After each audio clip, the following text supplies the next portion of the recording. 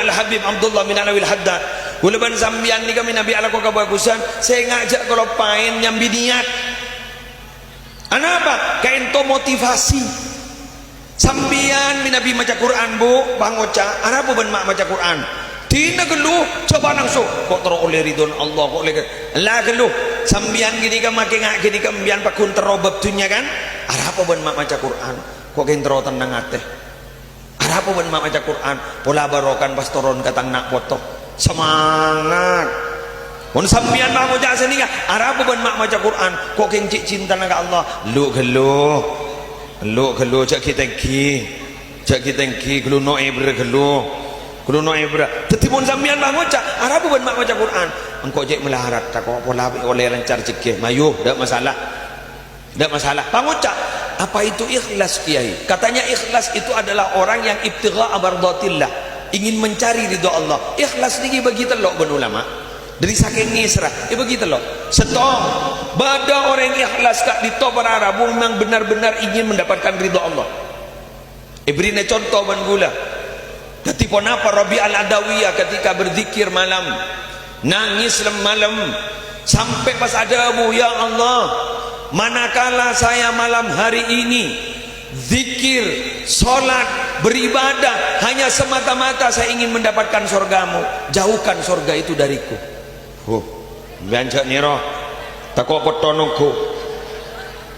ya Allah pada malam ini manakala saya beribadah kepadamu hanya takut dari nerakamu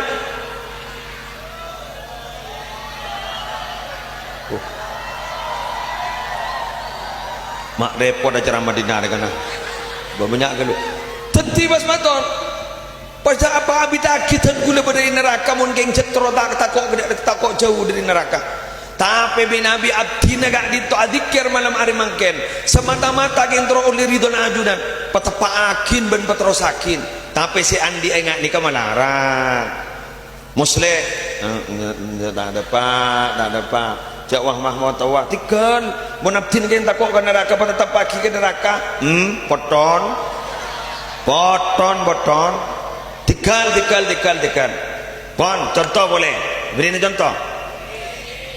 Sayyidina Abu Bakar ini Siddiq nalekana para Arabu asedekah kapini ka sedekah ka Gusti Kanjeng Nabi diperiksanin sareng Gusti Kanjeng Nabi maaf qaita li nafsika wa li ahlik na pambian setina na kangkui kaputok na keluarga sambian keputok na sambian dan keluarga sambian apa yang akan disisakan kini kemudian bagi kapi tinggal abdin korlandi Allah cukup si